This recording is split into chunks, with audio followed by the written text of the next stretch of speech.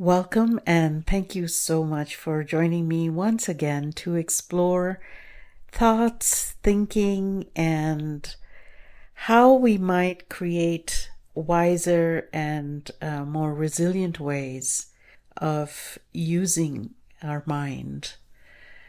So, as we explore thinking, I'd like to invite you to think about some of the previous sessions where we had explored the idea of stress and negativity.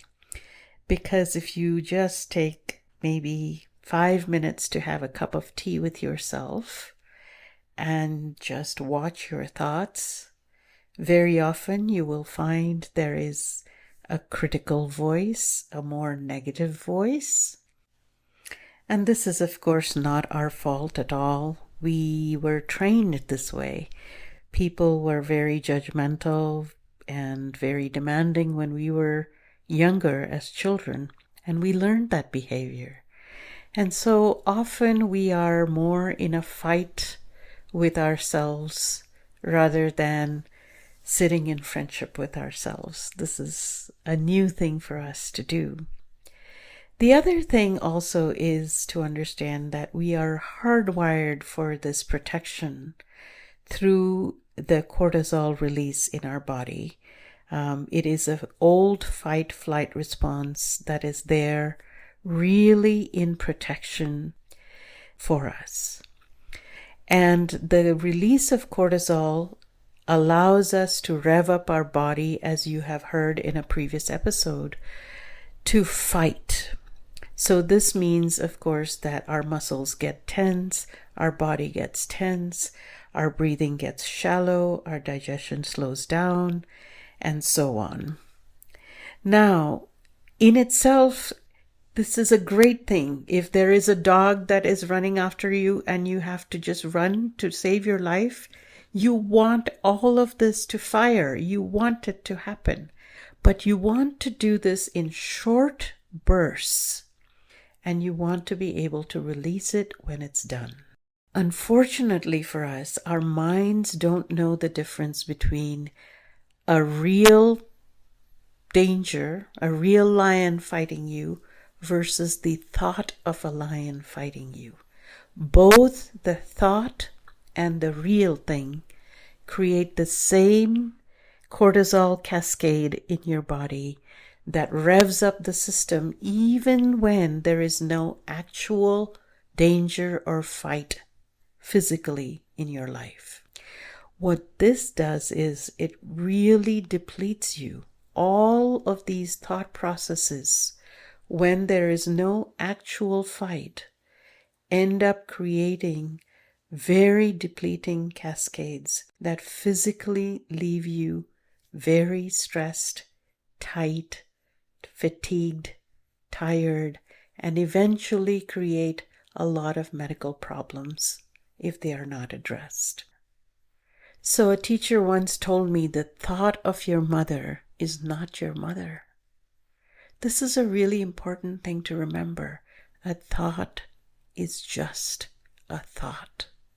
It's not real. You can release it. This is really important because most of the thoughts in our daily life are not actionable. They're just repeat stories of the same old thinking patterns. Now, what is also important is when you start paying attention to the storyline of thinking, you will find there are a lot of statements you're making that are I am statements. For example, I am the kind of person who, I am angry, I should not have done this, I should absolutely do this, I'm not good enough, I am fill in the blank. Okay, you get the point. When you do these I am statements over and over again, what happens is you start to identify with your thoughts.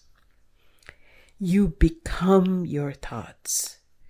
But it's extremely important to remember you are not your thoughts. You are not your thoughts.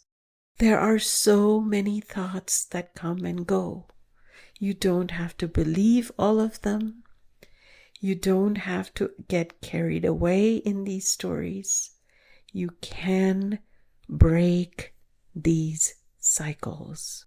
So how do you do this? So first thing is to rearrange this language itself. Instead of saying, I am angry, if you change that statement to, anger feels like this, or this is the experience of anger in this moment, then you can actually experience this fully, but you don't identify with it. You don't become an angry person, but you can experience that emotion and let it go.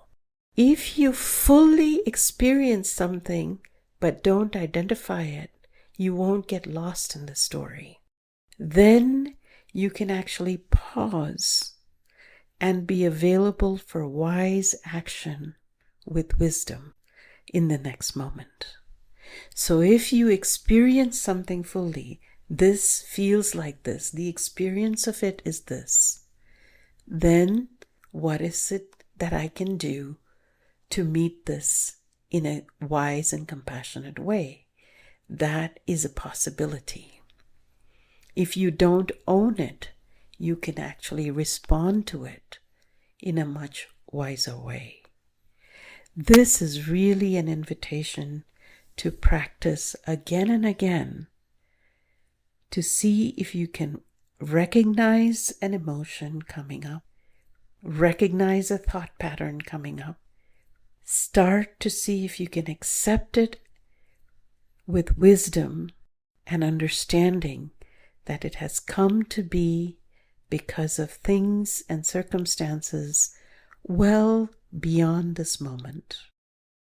See that you don't have to take it personally, and that you might be able to meet it with a new alternative, new way of thinking, which may include doing nothing, just letting it arise and pass. The thought can come, the thought can go, just like the warm or cool breeze that can come through a window and go through the other one. You can feel it, but you don't have to catch it, you don't have to store it, you don't have to fight it. You can just let it go. That is the invitation of taking this practice with wisdom and not taking it personally. Let thoughts just be thoughts.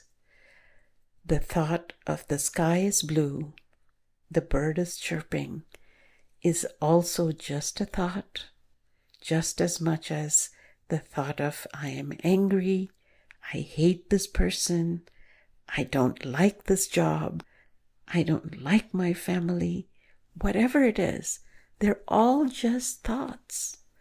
You can just see them as thoughts and release them. That's it. Don't give them any more weight and energy than they need to have. I hope this is helpful. And if you need a little more reminder, I'll remind you once again, take a deep breath. Soften the body as you exhale. Release, release, release a little more and smile. Have a wonderful day. Thank you.